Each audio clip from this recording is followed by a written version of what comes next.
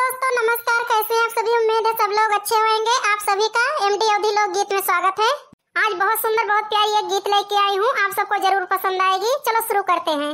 कच्चे अनार बीच दाना बालमा सुगाना बन के आना, कच्चे अनार बीच दाना बालमा सुगाना बन के आना, कच्चे अनार बीच दाना बालमा सुगाना बन के आना, कच्चे अनार बीच दाना बालमा सुगाना बन के आना। बागा में आना बगीचा में आना,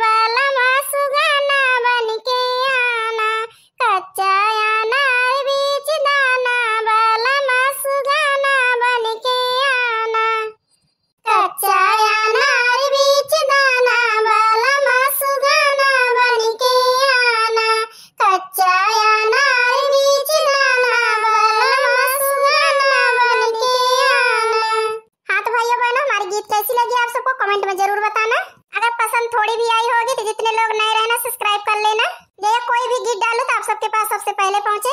मिलते हैं अगले गीत में, तब तक के लिए